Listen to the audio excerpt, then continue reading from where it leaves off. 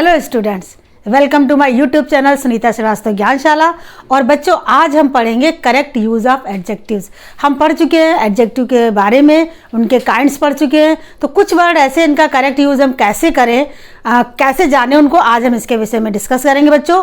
तो यहाँ पर हम कुछ वर्ड्स देख लेते हैं। सबसे पहले यहाँ पर आप देखिए सम और एनी, नंबर 1 पे सम और एनी, फिर ऑल और होल, फिर much, many, each, every, little, uh little, the little, few, uh few, the few. ये वर्ड्स ऐसे होते हैं बच्चों जिनको हम इस्तेमाल करते हैं, जब यूज़ करते हैं तो हमारे दिमाग में थोड़ा कन्फ्यूज़न बना रहता है कि यहाँ पर सम करें कि एनी करें, लिटिल करें कि द लिटिल करें, फ्यू करें या आ फ्यू करें। तो ये चीज़ जो है उसको हम यहाँ पर क्लियर करेंगे बच्चों, ताकि आपको किसी प्रकार का भी आपको मन में कोई कन्फ्यूज़न रह रहे। ये जो वीडियो है 9th-10th वालों के लिए बहुत उपयोगी है, साथ में इसके जितने भी प्रतियोगी परीक्षा दे रहे हैं उनके लिए भी ये बहुत ज़्यादा उपयोगी है वीडियो। तो बच्चों हम डिस्कस करते हैं एक एक करके। तो सबसे पहले हम डिस्कस करेंगे सम और एनी। सम और एनी, इसको समझने के लिए बच्चों हमने यहाँ पर इस तरीके से अलग अलग कर दिया ताकि आप इसका डिफरेंस भी समझ सकें। यहाँ पर देखिए सम और एनी। सम का प्रयोग जब हम करते हैं तो अफर्मेटिव सेंटेंस में इसका प्रयोग होता है। सबसे पहले किस में होगा? अफर्मेटिव सेंटेंस होना चाहिए, यानी साधारण वाक्य होगा आपका। और सम का अर्थ जो होता है वो कुछ का अर्थ आता है। किसका अर्थ आता है? कुछ। तीसरी बात यह है कि इंट्रोगेटिव सेंटेंस में जो सम का प्रयोग का जो उद्देश्य होता है, यानी कोई भी इंट्रोगेटिव अगर वाक्य होगा उसमें अगर हम सम का प्रयोग का जो करते हैं तो उसका मतलब ये होगा कि जो हमें आंसर मिले वो आंसर अफर्मेटिव यानी कि साधारण ही होना चाहिए। जैसे यहाँ पर आप देख सकते हैं कि I have bought some books. यहाँ पर सम का मतलब क्या हुआ? कुछ। मैंने कुछ पुस्तकें खरीदी। दूसरा देखिए will you bring some milk in the jug. अब यहाँ पर इस बार हम इसका उत्तर देते हैं कि क्या इसका उत्तर देंगे तो क्या कहेंगे? हाँ या ना में ही देंगे। तो इसका मतलब ना में नहीं, हाँ में ही देंगे। विल यू, क्या तुम लाए हो? तो इसका मतलब क्या हुआ कि ये जो है इंट्रोगेटिव सेंटेंस है, यहाँ पर जो सम का प्रयोग हुआ है उसमें जो इसका आंसर निकल के आएगा वो अफर्मेटिव में आएगा।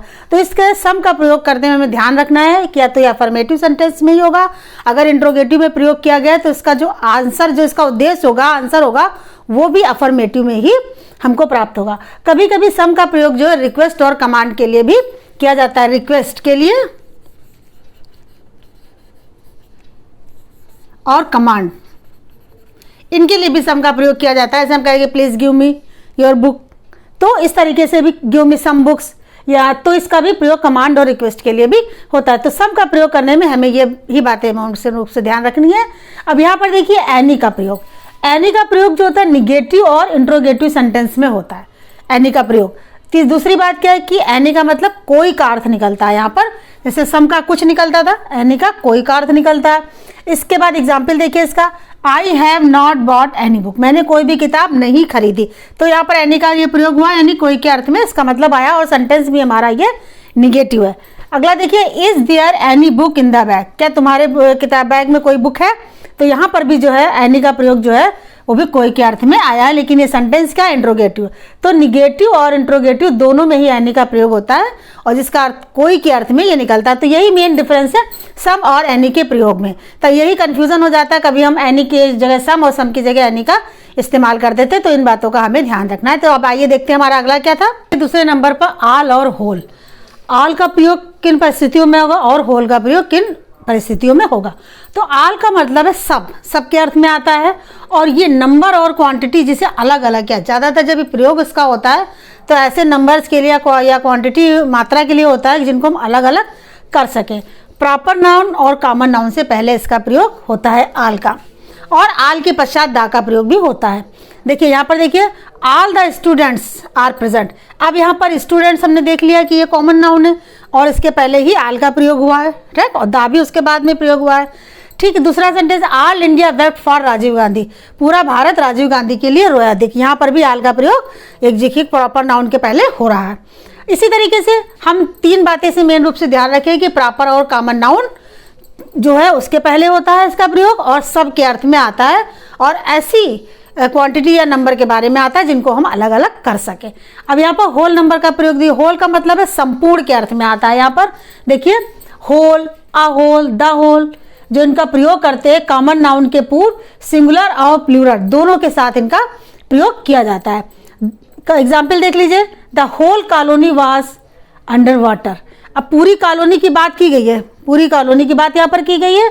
दूसरा देखिए, give your answer in the whole number, अपना आंसर यहाँ पर होल, यदि जो भी इसका प्रयोग होता है संपूर्ण के अर्थ में बताता है, तो बिल्कुल माइन्यूटली थोड़ा सा अंतर है आल और होल में, जिसको हमें ध्यान रखना है। मच और मैनी, मच और मैनी का प्रयोग हम किस प्रकार से करें, छोटी सी भी गलती हम ना करें, इस बात को ध्यान रखते हुए हम इसको पढ़ें कि मच का देखिए, मच का प्रयोग होता है अधिक के लिए, यानी जो मात्रा बताते हैं उसमें मच का प्रयोग जो है मात्रा को का बोध कराता है।